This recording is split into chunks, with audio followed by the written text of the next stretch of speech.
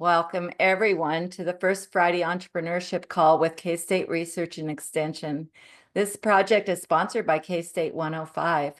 The purpose of the First Friday e-call is to increase the local community's knowledge of the experts, the education, and the economic resources available to help the small businesses and the communities who love them. As always, the call is being recorded, and you will get a link to the website when it's posted and a copy of the presentation deck. I would very much like to know why, or even if this call matters to you.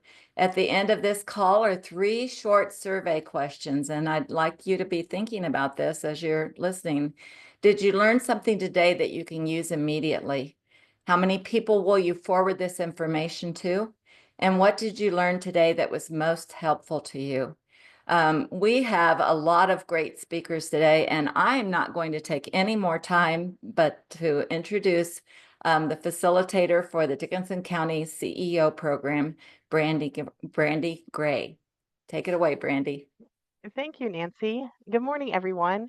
Thank you for joining us today. As Nancy said, my name is Brandy Gray, and I'm the current facilitator of the Dickinson County CEO program. CEO stands for Creating Entrepreneurial Opportunities, and it's a program that is designed to provide high school students with real-world experiences that go beyond just the classroom. We're super excited today. We have several people that are joining with our group, and we want to share with you how transforming the CEO program is to our young entrepreneurs, and we're helping them build meaningful connections with business leaders across the community. CEO is more than just a class. It's a really immersive hands-on experience where students develop the skills, mindset, and confidence that they need to succeed in business and beyond. So before we go much further, I'm going to introduce to you several of the folks that we have joining the call. In addition to myself, we have 2 board members joining, Troy Leith and Katrina Loader. In addition, we have some students with us today. We have alumni, Sydney Friedley, and then we have 2 current students, Brooklyn Haga and Kaylee Weibert. And together, we're going to share a little bit about CEO. We're going to introduce you to a brief history of the program, share some of the main components of the program, let everyone share a bit of their personal reflections about our experiences, and then also kind of give you some background information about the program's oversight. We'll take questions at the end, so feel free to drop them in the chat, and we'll be happy to get to those as time permits. So first up, just kind of some CEO background. CEO is not your typical high school class. Again, it's very hands-on and an immersive experience. In CEO, students do not learn just about business, but they actually start businesses. They have the opportunity to connect with local business leaders and build a professional network. We work on building communication skills, problem solving, and teamwork. CEO introduces students to lots of different industries and career paths, and it also challenges them to grow both professionally and personally.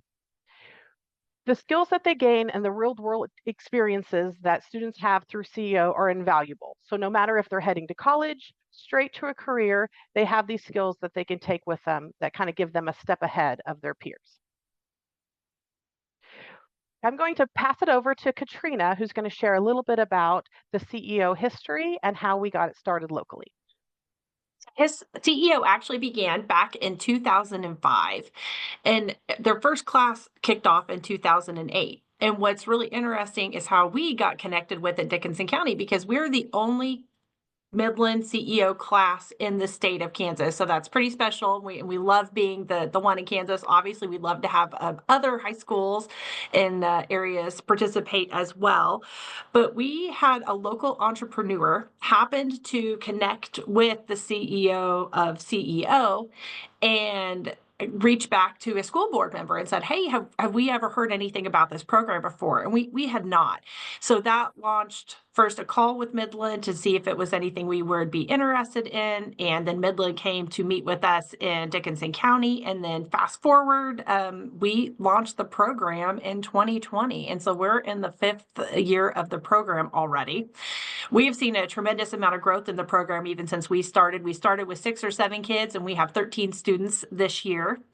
And the school board member that was actually contacted back before we started this is finishing up his 2nd term as our advisory board chair. This is a fantastic chart that also shows all the growth. So in 2024, there's 74 programs in 11 states. So it has just had so much growth since its inception.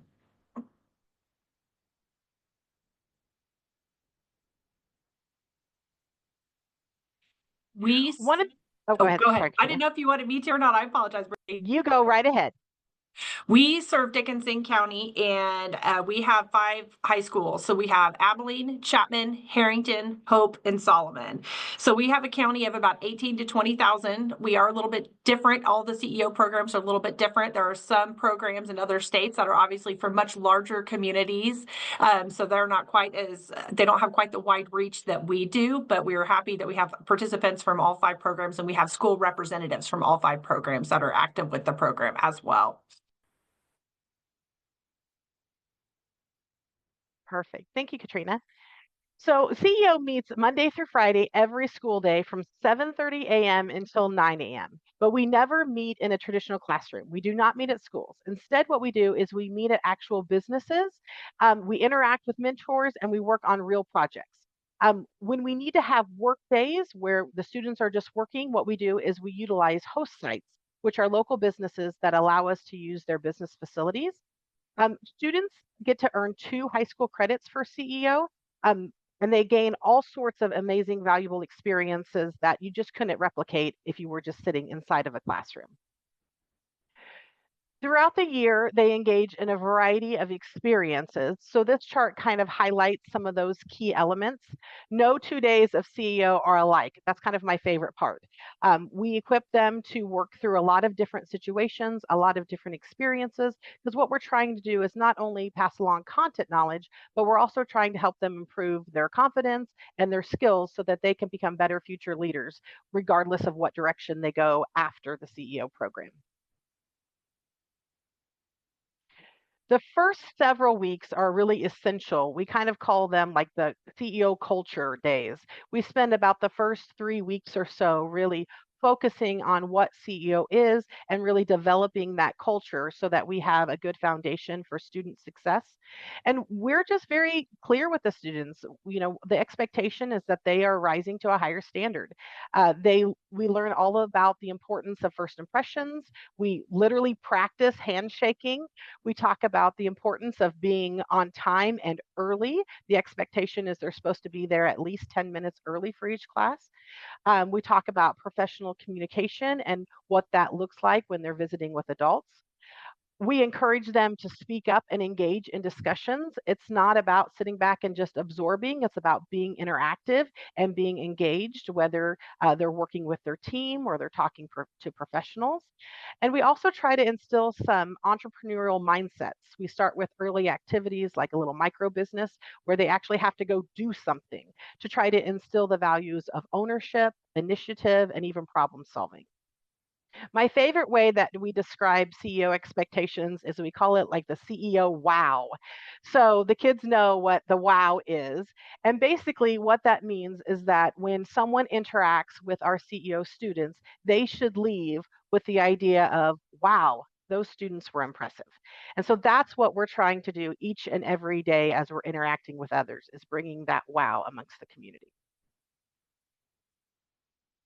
Remember, all of our students are coming from different schools, and so team building is really important. It's an important part of CEO because we need to emphasize that really at the beginning of the year to help build the team environment. We want them to develop trust amongst their classmates, even though they're from different schools. We want them to learn how to communicate and problem solve with people that they might not see every single day. They learn how to work through challenges. And of course, there's some disagreements. And we also try to just kind of push them beyond their comfort zone of just, sitting and absorbing. So when there's maybe a high stress or when motivation dips, or we just need a chance to restart, team building is also a great way to kind of reset the energy and kind of re-strengthen that group dynamics. And we range all sorts of different team building activities. You can see in the picture here some of our fun. We do cup stacking, we do mazes, we do Pringle circle challenges, we do Oh, maze challenges. Today we were doing yo-yo competitions. There's just all sorts of different things that we do to just kind of help build that camaraderie amongst the students. CEO does not have a traditional classroom textbook, but instead we are taking the students and having them learn directly from business professionals. So their content's not coming through text, but actual people. And so we schedule lots and lots of business visits. We do more than 40 business visits throughout the year, and these visits help the student really understand and hear about the content knowledge. And not only do they get to hear business concepts, but they get to actually see them in practice. So they get to, a business owner might explain a topic and then they'll go out into the floor and then show them how it's getting used. So it's really a great environment to be able to hear and see how an actual business runs. And then the student expectation is that they would take these real world concepts and then apply them in the future. This is really driven a lot by the generosity of our local businesses. We have an amazing group of people in Dickinson County, and whether they're a small or a large company or a retail or a manufacturer, we're seeing our community really rally behind these students and open their doors to share with them the business knowledge of their organization. It's really incredible to see the different insights that are shared. I always say that I'm just kind of a fly on the wall as the facilitator, and it is the amount of wisdom and knowledge that is shared by our community members with students is just incredible. In addition to visiting businesses, we'll also ask particular guest speakers to come in and visit with CEO students. And this helps us dive deeper into different specific topic matters. So there is a list of like content and knowledge that we want to cover throughout the year with the students. And most of those are just naturally going to come up as business leaders are sharing about their particular business. But once in a while, there might be an area that a student or the team really needs to focus in on, and so we'll also invite different guest speakers to come in to talk about those different business topics. We have like an example is Ross Taplin, who comes in and talks about our sales process and encourages our students to just reach a little bit higher. Troy Leith comes in and he talks about different personality profiles and really encourages the students to leverage their strengths and figure out how to minimize their weaknesses and utilize those personality trends with others within business. Kyle Becker has come in and talked about business insurance. And also, even though the insurance industry is very competitive, how that competition can actually be helpful to the market. And of course, we've had an attorney, Hank Croyer, who comes in and he'll talk to the students about different forms of business, common legal concerns for startups, things like that. So you can kind of see how they're getting a wide, diverse amount of information, whether it's at a business visit or with a guest speaker. To give you a little bit more insight on that, I'll have Katrina share a little bit about her perspective. I've had the fortunate experience to be part of the program since it started, but in very different capacities. So the first year of the program, our business hosted the students. And then after that, I was able to join as a mentor, and now I'm on our advisory board. And one of our favorite things that we do get to do for the company I work for is host the students. And these business visits are absolutely incredible. I saw that Amanda had shared the Facebook link in the comments. Please go check out our Facebook page because Brandy does a fantastic job of sharing pictures from all of the different businesses that they go through throughout Dickinson County. And this just showcases a few of the top takeaways from the business visits. They do get to gain a new perspective on what our businesses do for our communities. They get to share information about the visits with other people whether it's within their friend group or family. They become a customer of the business or even refer people to the business, and they can see themselves working for the businesses. And that is one thing. I work for a bank, and right there's banks everywhere. And so one thing we wanted to really do with the students was get to show them a different side of banking that you don't get to see. And so we've really focused on the back end of banking. So talking to them about IT, talking to them about cyber, human relations, and compliance, and anti-money laundering and fraud, and the finance side of things, because this gives us an opportunity as businesses to brag about what we do, because we would love to have one of these students come back one day and want to work for us. And whether that's living in Dickinson County or even living elsewhere, we would love to have that. we also get an opportunity to network with these students, and I cannot tell you how much I love that opportunity, whether it's at the investor breakfast, whether it's when the students are on site, at the kickoff event. We get as much out of this as the students get out of it as well. And I am a LinkedIn connected with people, and we've had people reach out, once they've left here, and it's just the coolest opportunity to get to do this. And then also really get to watch how these students grow from the beginning of the year to the end of the year. Businesses can also support the program in different ways. You can financially support the business. The business I work for, we are an investor in the program, and we'll talk a little bit more about the funding of it later. You can offer to host space for the class.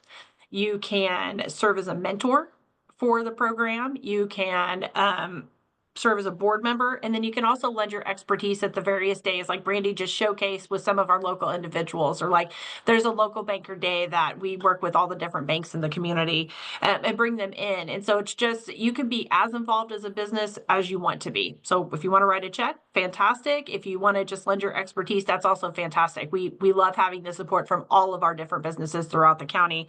And I agree with what Brandy said. We are so lucky in Dickinson County that all of our businesses have really wanted to step forward and do it. Like, we all want it. And there's a sign up sheet at our events for businesses to go ahead and get signed up and pick their dates, because we do really enjoy hosting it.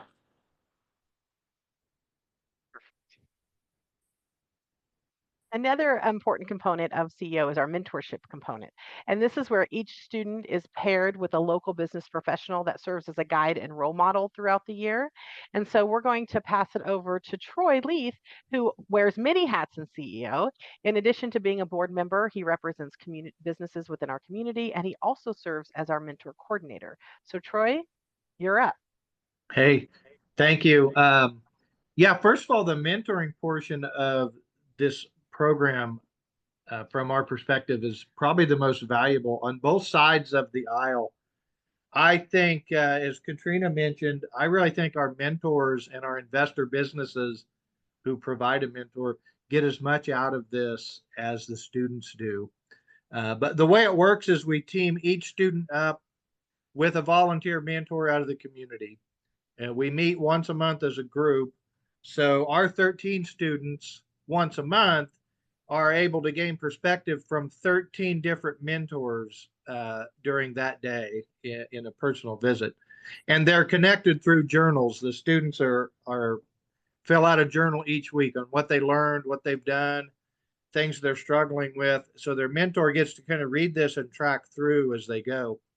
Strangely, that's one of the biggest learning curves, I think, for the students, is to be able to keep up on this journal and keep that communication up. But I think if you'd ask them, they would say they really enjoy the reflection of that, as we all do if we would mentor a little bit more.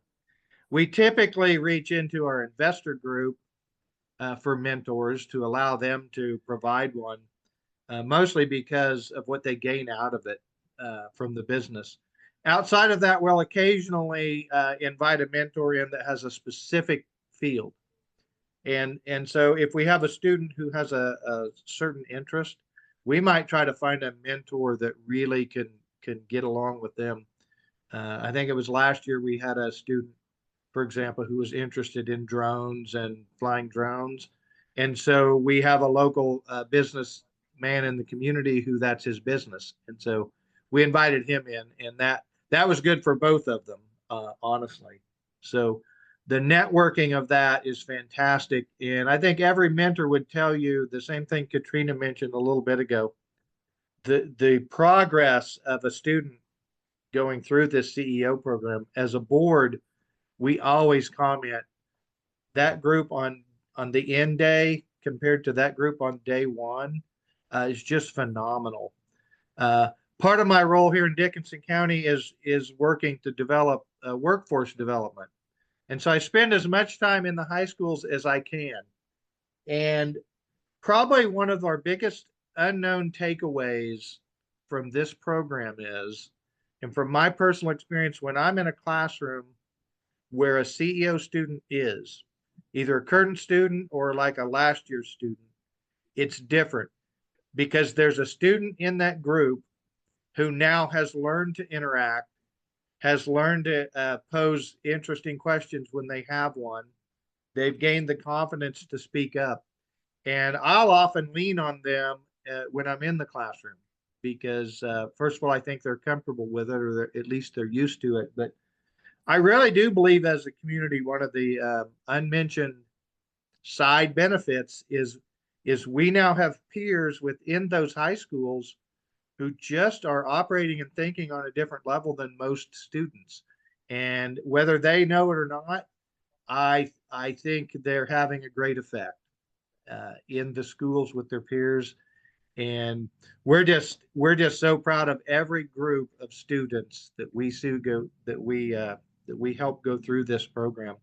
And we look forward to them either staying in our community. Of course, we encourage that, but we also encourage them to go out, do something fantastic, deploy the skills you've learned, and then bring some new stuff back to the county when they're ready to.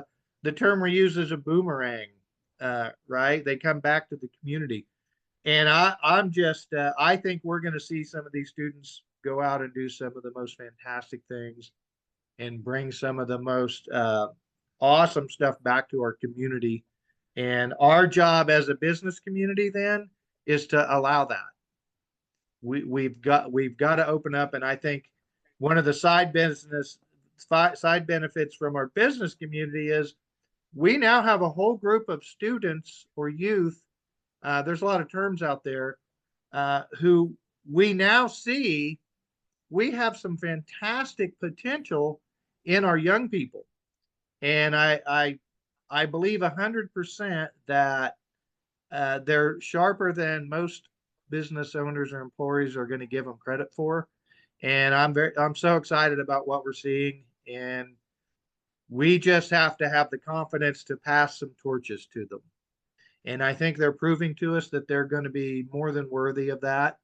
And this program is just the most fantastic thing that I've seen in our community.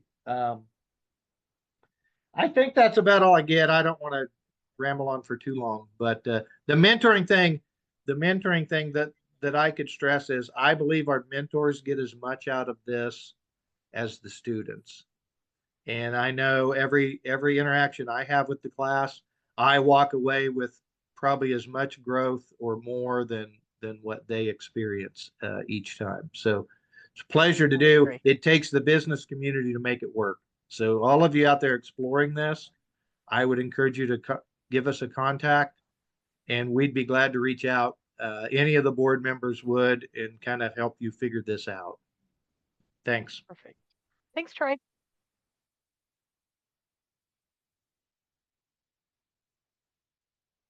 All right. So to dive into a few of the challenges, so after the students are gathering knowledge, some of the things that they do are like real hands-on business challenges. So one of the first big challenges they do is a class business. And this is where they collaborate together as a team to create a business of their choice. And so they have a few guardrails, but they're quite limited. The goal is to make some sort of profit.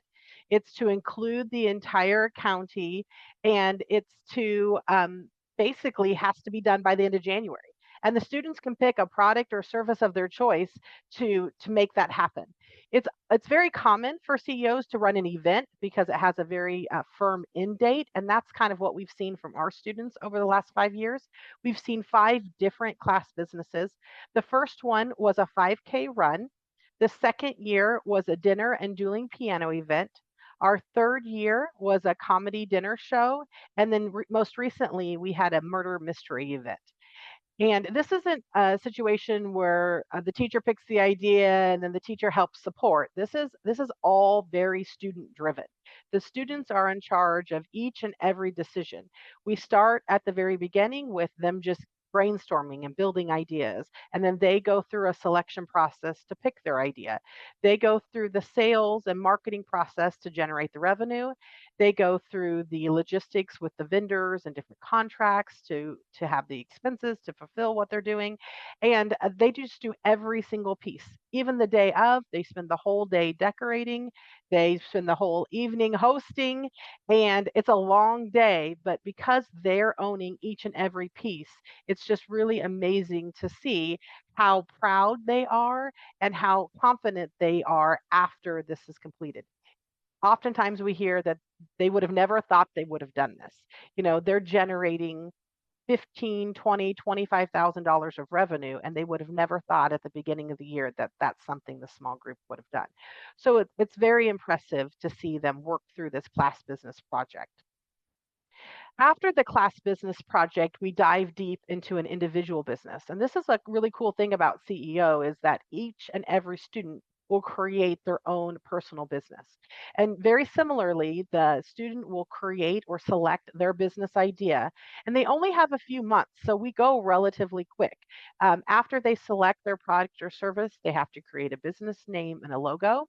They do an event called a green light presentation where they go and present what they want to do to the board, and the board reviews to make sure that they're on the right track.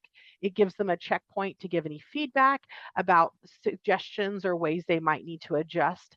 And then the kids are off to run. And so the next step is really building their business plan. And so we break up the business plan up in different components. They review business plans that others have created, and they really have to write their own. That's kind of where the students are at now in the process, is they're fine tuning their first draft of their business plan. And next week, they'll review that business plan with their mentor. After their business plan is done, we schedule a banker's day, and that's where the students will actually take their banker or their business plan to a banker, and they'll get professional feedback about how their business plan was written, if they think it's viable from a financial or operational perspective, things like that. After business plan and banker day are over, we dive deep into different sales projects. So Midland provides a professor that gives them information about how to make a great sales pitch. And so using that knowledge and then the local knowledge that they've learned from different business leaders, the students will be asked to prepare a pitch competition submission.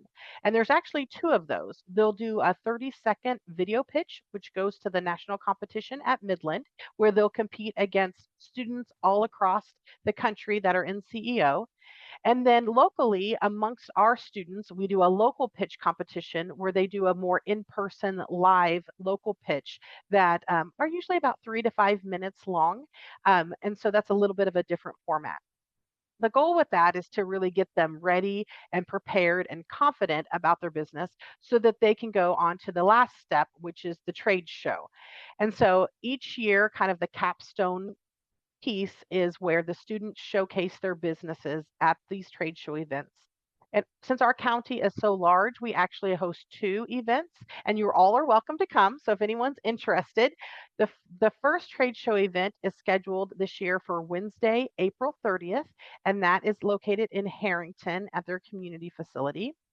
And then the second trade show for this year's group is Monday, May the 5th, and that's in Abilene at Sterile Hall. And so during those days, the students will have it's usually an hour and a half, if I remember correctly, where they will have a booth that they've created and they'll share that. So let me show you a few examples of that. Here's a few images over the last few years. And so again, capstone project, the students are involved in designing all of these booths from beginning to end. And it's really just beautiful as we're walking around to see and watch our students, because they're at this point, they're taking full ownership of their business and they're showcasing their confidence, creativity, and professionalism. They've really, at this point, kind of transformed. I always just kind of sit back and watch. I call it like the CEO magic. And I'm not sure exactly when it happens, and it might happen at a different spot for each student.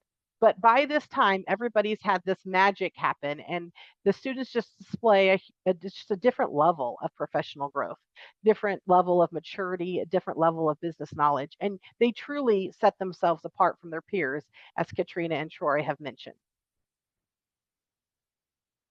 So I am super excited next to kind of pass it over to some of our CEO students and alumni. It's always fun to hear from our students and kind of why they got involved in the program, what they've learned through the program. So we're going to start here with our two current students. Again, our group this year is a group of 13, but Brooklyn and Kaylee have graciously agreed to join us today. So I'm going to pause and we'll start with Brooklyn, and they're just going to share a little bit about themselves and their personal experience in CEO. Hi, my name is Brooklyn Haga, and I'm a senior now in Abilene. And CEO has been one of the most rewarding classes that I've ever joined. So when they first pitched the idea of the CEO program, I thought that it was just for business majors, and I was a little hesitant. So I decided to go ahead and join. I'm going into elementary education, and so the amount of connections that I've made within our community, like when I plan to come back to Abilene and teach here. And like, I just know that when I come back, I'm going to be so welcomed with all of these different businesses that I've met, and I've gained that like one-on-one experience. And like when we go out into the community now, I see all of these people from the business visits and I know them. I go up to them. We have a great conversation. And I've just learned a lot about myself through this program too. I know how I work best with people. And Troy did this really cool activity where we did our disc profile.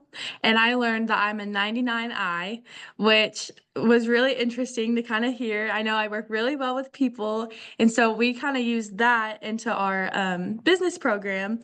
And kind of, so for our class business, we really, like it was really rewarding to see how we took everyone's strengths and they just ran with it. So, and then my biggest takeaway was probably like communication is so important.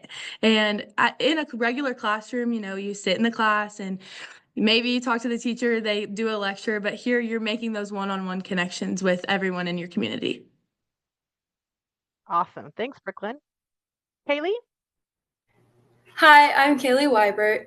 I'm from Abilene. I'm a junior this year, and I joined CEO because I heard about it from my mom, who was a mentor, and I got to hear all of her stories about how the kids just like developed and grew over the time period of the class. And I got to hear about their different like class businesses, and I thought that was so amazing because my parents have always gone to all the class business events and they had a great time at all of them, and I mean, it just was so obvious that I had to be a part of it. So that's why I joined. And from CEO, I've gained so many connections, like Brooklyn said, but I've also learned how to ask like good questions. When we start out the year, we really do focus on producing the wow. And part of that is being able to ask questions and communicate with the business, like the business leaders that we go and visit. And I've noticed that even as like in other classes I've gone to business visits, I'm the only one asking questions, or I'm the only one that goes up and shakes their hand after. And it's so natural for me now. And I'm very glad that CEO gave me that skill. I've also learned how to write a business plan as we've started in on our individual business. I definitely did not know even the first part about that. I didn't even know you had to write a business plan. It makes sense that you do, but I never would have thought of that. Um, and my favorite part of CEO is definitely those business visits. We've gone to so many different places, from Solomon Corp to my neighbor who grows flowers and then sells them at the farmer's market. And it's like a fun little retirement job for her, but she is an entrepreneur. And we got to hear how she transitioned from working in like a professional job to the flower business. And it was so much fun. And I'm very excited for individual business. Thank you. Awesome. Thank you, ladies. You did great. Next up, I'd like to introduce Sydney. And Sydney was a part of my very first class of CEO. And it'll be exciting to hear a little bit about her, what her CEO program was like, and how she's used and continued to develop her skills since then. So Sydney, go ahead, hun. Hi, yeah, I'm really excited to talk today. So I graduated in 2022, and that was the year that I was in CEO. Like Brandy said, it was the second class that went through the program, but you wouldn't have guessed it was a second class. It was super organized, well put together. The people who worked on the board and everybody that was involved was amazing. But when I think back on my time at CEO and how I apply it now in college, I think back to last fall when I was at this aviation conference with an internship that I work for now through a college aviation organization. And I was sitting in this board meeting, just me, another student, and I think around 10 other professionals who are much older than us, much more successful, and have much more experience within this industry. And I'm sitting there and I look down on my lap, and I'm not sure if the CEO class has it still now, but we used to have portfolios or like binders that said Dickinson County CEO on it. And I looked down at that binder and I was like, wow, I would have never taken the opportunities or had the confidence to be in this room and be comfortable speaking to these professionals who are much older than me if it wasn't for the CEO program. And I have 100 more stories just like that. But that's one experience where I was really grateful for CEO. And right when I got out of that board meeting, I was like, I have to text Brandy right now about this because I was thinking about it the whole board meeting, which is not good. But yeah, just thinking about on CEO, probably one of the biggest lessons that I learned that I use every single day is knowing how to kind of stand up for myself and take accountability. When you're in college, I think a lot of high school students don't realize this, but putting yourself out there, going to talk to your professors, going to talk to possible internships and leaders within the industry that you're looking to go into makes a huge difference.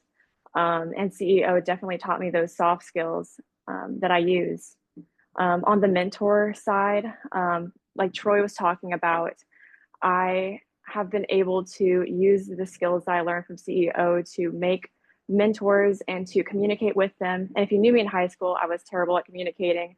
I would hate to reach out to people, but now I feel comfortable doing it.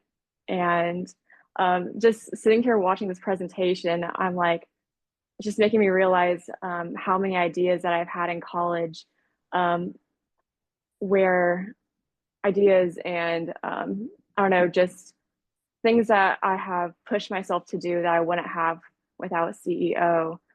Like I was thinking back 2 weeks, I was like, what if we have like a fly-in? What if we host a fly-in here at Salina or like Abilene? Because there's not a fly-in around here, but we have so many aviation businesses in this area. It just doesn't make sense why we don't have one. Or what if one of the clubs I'm a part of, what if we just cold call this company, have them sponsor our trip to a conference, you know? And I don't think that I would have the confidence to do that if it wasn't for this program. It's a very unique program, and Dickinson County is very blessed to have that within our county and very blessed to have the people that we do running it. So yeah, thanks for having me talk. Thanks for being here, Sydney. It's great to see you. Yeah, you too. Okay, each year, I know that we've heard some great stories from the three that we've got to talk to, but it's kind of good to hear from others too. So each year what we do is we have this post survey or post impact survey that we have the students do. And so this is kind of just a summary or about the feedback that we're receiving from the students that complete this post impact survey. And so the question is basically, if you think about what you've learned through the CEO program over the last year, what are your primary outcomes? And 80% or more of the students reported these as their top outcomes. So it's gaining business knowledge, improved communication, becoming more self-aware, owning success and failure, learning about your community, and building a professional network. And I think from Troy and Katrina and Sydney and Kaylee and Brooklyn, I feel like you can probably see those kind of shining through. And so it's really exciting to know that these are the outcomes that the Dickinson County CEO program is achieving throughout the year. So if you've enjoyed learning about the CEO program, we would encourage you to reach out to us to learn more, to get involved. Consider bringing CEO to your county. Just feel free to reach out. We're here to support any inquiries or anything that you need. Next up, we're going to have Katrina share a little bit of background about some general CEO operations and kind of how it works on the back end. So first up, she'll explain a little bit about Midland Institute and how they support our program. Midland Institute is so incredibly supportive, and they are just amazing. And actually, I talk with them probably 3 or 4 times a week. So when you get started with this program, you're not alone. They actually do trainings. One, facilitators receive training, whether you're a new facilitator or an annual training. And then your board, as you're kicking off, you also get a training. They also have an absolutely amazing website that has, I'm not even kidding, hundreds of documents. So you're not starting from scratch. They have a mentor plan, and they have schedules that are already built out there, and they have what your board needs to look like. And just, I can't even begin to explain all of the resources they have. They have an incredible Canva website that has so many resources that we can create and we can customize for us. So you are never alone with Midland. Anytime that we have a question, we can call them directly. We have an individual that we work with one-on-one, or we can email them, and they are happy to provide support. They also host ongoing calls from a board perspective. They host monthly calls, which is also fantastic, because obviously the behind the scenes on this is I mean, Brandy is our facilitator, just does so much for the program, and that's, you know, why this program is as successful as it is. And then as a board, our job is to really make sure that we're supporting her and supporting the program. And I love being able to have that support and having a very active board as well. And we do our local board. We have 10 local community members, and then we also have 9 representatives from school districts, and we do meet monthly. And in the summer, we actually have a retreat, which is something that we started last year. Again, as the program is evolving, our board, we are evolving with it as well, and we are learning a lot alongside the students. We do meet monthly, and the time varies. Sometimes it'll be, you know, a 30-40 minute meeting. Sometimes it's a 2-hour meeting. It just kind of depends on what all we've got. And we're very fortunate, and I've had an opportunity to be on a lot of different boards in my career, and this is my favorite board. And every month that we show up, everybody that's in that room, we care about the program. And you probably saw my like hokey smile the entire time during this, and it's not fake. It's genuinely because every board member loves this program.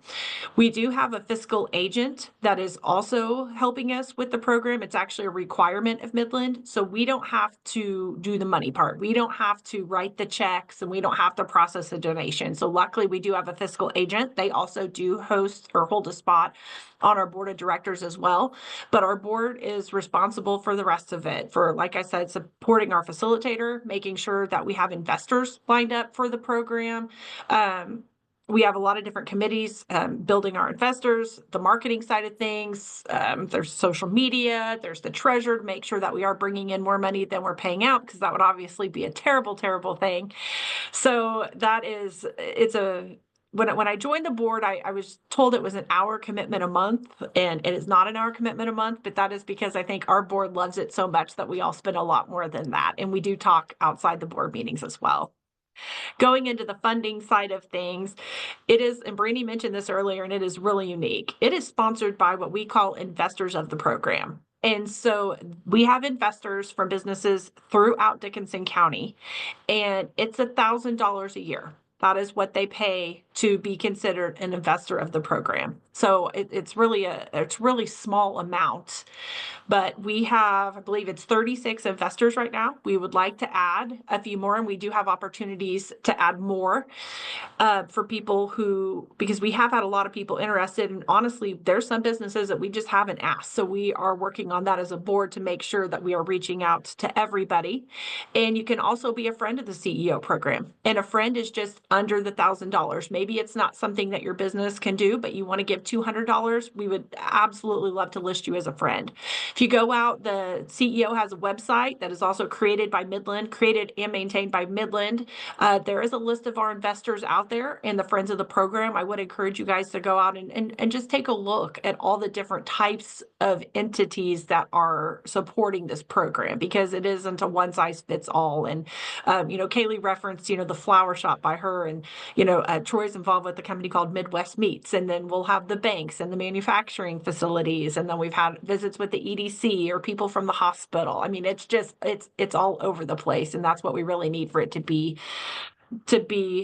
successful. And I think that's why our program is successful. Agreed. Thank you. Next up, we just kind of want to open it up to you and to hear what questions that you might have and answer those for you. All of us are here to help support and answer any questions that you have. So we can start with questions. I do not have that chat pulled up. Nancy? That's all right. I haven't seen any yet, and I'm hoping that they'll unmute and ask the questions themselves, but we will watch. I have a question. Oh, Jill has a question. Go ahead, Jill. Hi, thank you. I really appreciated the presentation. I was curious, and I apologize if I missed it. How does this program interact with any of the Network Kansas programs, the Youth Entrepreneurship Challenge? That's really the only one I'm familiar with in the county. Our county's been involved in Douglas County. At this point, it's independent of that. We don't have a huge crossover. However, we did learn about that opportunity last year, which is how we met Nancy, and she invited us to attend that event and see. And we actually had a student that participated last year in both CEO and the Network Kansas challenge. And so she actually had some success in it. So while we're not directly aligned, I do think that we have very similar visions of what we're doing. And we have started conversations about how can we kind of be a little bit part of both. Good question. Thank you for that. And I have one more follow-up question. And again, I apologize for if I missed this and I'm not clear on it, but in terms of the support, the organization, the underlying support for the program, the coordinating and all that, that's Brandy's position. And how are the activities? What's the primary funding source for it? So I would say that the board handles any of the business operational component of CEO. So when you're talking about like the funding and how is CEO paid for, how do we market it to our local businesses, those sorts of things, those are all handled by our board of directors, and they oversee those components of CEO. And then as the facilitator, I'm more of the forward facing with the student. So what I do is I work primarily with local businesses to establish business visits, to set up those guest speakers, to make sure the students are moving through the steps at the right pace, those sorts of things. Does that help a little bit? Yeah, it does. And so you're doing that in a paid full-time capacity, not a volunteer capacity. The board is a volunteer capacity. Mm-hmm. The facilitator position is a part-time paid position. Okay. Well, I think it's incredible. Thank you. I appreciate this presentation. Thank you. I saw there was one question in the chat about how students are chosen for the program, and we didn't actually cover that. So I wanted to make sure that we got to that. The criteria for being chosen is basically you have to be an incoming junior or senior. Other than that, there's not a huge amount of criteria. The way that it works is our current students will actually recruit the next year's students. So I'll organize a visit to each of the high schools one day, and the students actually prepare a presentation of what they think they should share with some potential students. And they go to each high school and they present and they share, what is CEO? What are they getting out of it? What have they done? All of those sorts of things. If that sparks an interest in a student, they're encouraged to do an application. And again, that's through our Midland website. And so there's a link on there where you can request more information or you can actually apply. And we're in that process right now, actually. We will accept business applications for CEO students through March 14th. So next Friday is the last day we accept them. On the application, it's just basic information, who you are, what school that you've been in. There's a paragraph section where you explain why you want to be a part of the CEO program. And then you kind of do like a personal self-assessment. And then you also ask for 2 references. What happens with this information is it's put into the system, and then all of the names of the students are redacted off of the applications. And then we have a subcommittee of our board that will review all the redacted applications, and then they'll select the incoming students. And so they look at a variety of things, primarily why they're interested. Are they going to be independent and a good fit for the program? We're not always like, this program's not always geared towards the top, 5% of the class. That's not what we're looking for. We're looking for kids that are engaged, are motivated, that are going to utilize these real world experiences and do something with them. So we're not looking for the top 10% of the class or whatever. We're just looking for a students that want some sort of hands-on educational experience. There's a question for the 3 students. What was the biggest business takeaway that you had? And is there a business that you visited in Dickinson County you were really surprised existed locally?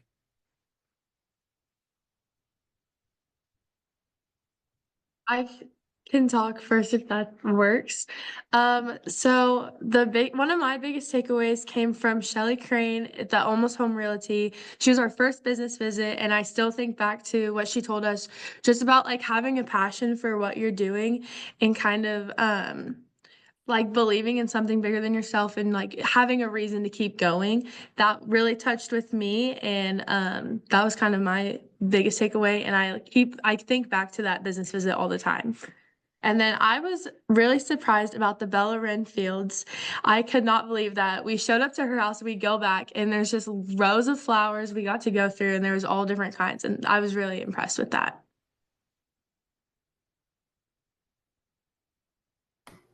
My biggest takeaway is probably how many people have said, just like, if you have an idea and you want to like put in the work, just jump in and do it. Like, jump in right off the deep end and do your idea, because there's no better time like the present. Because I am someone that can get like stuck in the little nitty-gritty details, and they basically said, just like, let that go. You'll be able to fight those battles later. Just start. And so that really hit me. And then a business, I knew about it, the Sunbelt Solomon, but I didn't realize how big it was, and really like even what they were doing. I didn't realize that they were just remaking and not building all new insulators, right? Transformers. Yeah. Yep. For me, Sydney? there wasn't, yep. For me, there wasn't just like one specific business that really stood out above all the others, but I really enjoyed going to all of like the smaller businesses and seeing how other individuals who came from the same schools as us, know the same people as us, and grew up in the same areas, developed what they love to do and learned how to turn it into a business, and made it their livelihood. And that's just really inspirational. I think that really impacts students, especially when we all come from really small towns and really tight-knit communities.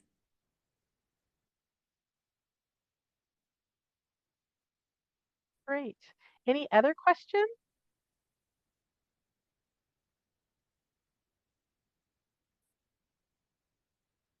Fantastic. I know. Okay, so this is going to be on video, obviously, and you'll get that when it's all assembled. There'll be a new story on it later, and I think you share the excitement that I felt when I met this young group at K-State's Kansas Entrepreneurship Challenge last year. It was just really inspiring. In fact, our family became investors within the next 2 months, I think. It's exciting. Thank you, guys. Thanks to everybody for being here. Thank you for the opportunity, Nancy. We appreciate it. Well, you were shining stars. Thank you. You're welcome. Jennifer Tidwell with K-State 105 is going to give a bit of an update about K-State 105. All right, thank you, Nancy. Hopefully everyone can hear me all right. But thank you so much for such a great program, and what an educational treasure for our state here in Dickinson County. I actually have some cousins who go to Harrington High School, and I know that was one of the 5 high schools you listed. So I was carefully looking through all your photos, trying to see if some of my cousins were in them. So I didn't see anyone, but no, when I see my cousins at Easter, I'm going to be asking them about this. But thank you so much for sharing this great program, and thanks to Nancy for the chance to talk with all of you. I'm Jennifer Tidball. I'm the communications director for K-State 105. We also have Nydia Lopez on the call. She's our program coordinator, and I also see, yeah, Nydia, thanks for waving there. I also see a lot of our other great partners as well. So just wanted to share a few quick updates from K-State 105. We are thrilled to support these First Friday e-calls, and we know they're so important to building collaboration across the state. For those of you who don't know, our initiative, we focus on building economic growth for all 105 counties of the state, and we do that through projects and through partnerships.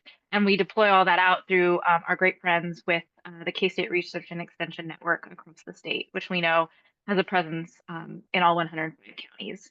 So just a few quick things to share with you all. We did recently publish, I'm holding it right here, our first year report. So this is a look at all the success we had in fiscal year 2024. I will go ahead and share a link. It's highlighted on our website, so you can see a virtual version as well. And then we also have an interactive dashboard that talks about some of the great work we were able to do through these projects and through these partnerships. A few numbers I'll highlight really quickly for you as we wrap up. Because of our K-State 105 funding, we were able to create or retain 408 jobs across the state. We also helped more than 415 businesses either establish or expand because of those projects and partnerships. And we also had 546 Kansas employees acquire new skills or training because of those projects. So we're really proud of the work we've done in the first year. And I'm going to go ahead and throw this link in the chat here to our website, although maybe Amanda shared it a little bit ago. Thank you, Amanda. So that's our homepage. And then the other thing I will also put in our chat is a link to our newsletter. And you can subscribe there. And I share that because that's a great way to stay up to date on the type of work that we're doing across the state. But we also have a section of that website that's events. And so we highlight a lot of great events coming up. You know, I see Robert Wilson with Network Kansas on this call. We're highlighting some Network Kansas events coming up. We always highlight the First Friday e-calls, things like that. So in addition to us being able to tell you about the great work K-State 105 is doing, it's a good way to learn about other events across the state and how you can get involved. And I will also go ahead and toss my contact information in the chat. And if you ever have any questions about K-State 105, don't hesitate to reach out to me or reach out to Nydia Lopez. We're happy to meet and chat further. I think that was it, Nancy. Thank you so much for the chance to talk to everyone. You bet. So Troy in our pre-meeting told us that he was very involved with Kansas Leadership Center training. And if you do not have access to KLC training, we'd like to invite you to be our K-State Research and Extension partner. And Amanda's going to put the link to that. It's a little Qualtrics survey that allows you to understand the parameters and what you're agreeing to. And then I'll send you an invitation to join Kansas Leadership Center training. Remote work Wednesdays occur every second Wednesday of the month. Ron Wilson facilitates those, and he's on here. On March 12th, next week, they will be doing a unique opportunity to build skill through interview practice for remote work. And even some of you students might be interested in that. Remote interviews are real things, and it takes a little bit of a different skill to do that. Grant writing basics. Although the website doesn't show it right now, we have classes scheduled in April and in June. We plan to do them every other month. Those are $60, and Amanda put that website in the chat. So join us if you will. We've taught more than 3,200 Kansans how to write grants. We asked them one time how many grants they've written a year later, and those 35% of them who respond to us have written $52 million of successful grants for the dreams that they have, ladies. Not all of them are profitable. Sometimes they're nonprofit dreams like CEO. And then if you have an event that you would like, let's see, if you'd like to participate in an in-person grant writing training, we are still going to local communities and doing those. There's 6 hours of training on one day. We're going to be in Parsons and Hill City in May and in Junction City in June. So watch for those to come out. If you'd the YEC, the Youth Entrepreneurship Challenges, are going on all over Kansas right now. And I don't know if anybody from Network Kansas would like to say anything about those opportunities and what's going on there. That's all right, but they are really knocking it out of the park. And in April, they'll be at the K-State Union, and that's a really fun experience to see those youth participate at the state level. So if you have an event that you would like to promote, we have about 1,600 people on our constant contact list. And if you have a statewide event that you would like to promote, something that benefits anyone, anywhere, why, I'd be glad to hear about that. And just send us an email and we'll help you with that. All right. Next month, we have a speaker who has set our records usually as the most listened to speaker. Her name is Deb Brown with saveyour.town, an unusual URL, but it really is real. And she has written a new book called Uniquely Doable Ideas. And Amanda just put a link in the chat about that book if you want to see a little bit more about that book. So that'll be our next call. And I'll take one breath here. Does anybody have any announcements that they'd like to make? Sorry, we loaded it up for you. Do you have any announcements from your organizations? All right, then I'll leave you with one parting comment. This is from Alexandra Stoddard, who's an author, and she wrote this in Grace Notes. There are a dozen people I've looked up to in my lifetime, and many of them became mentors, but never once have any of these wise men and women told me what to think. They merely loved me, believed in me, cared about what I thought and felt, and by their presence revealed important truths to me. Thanks, everybody, for joining us, and we appreciate so much what we've heard today. Thank you.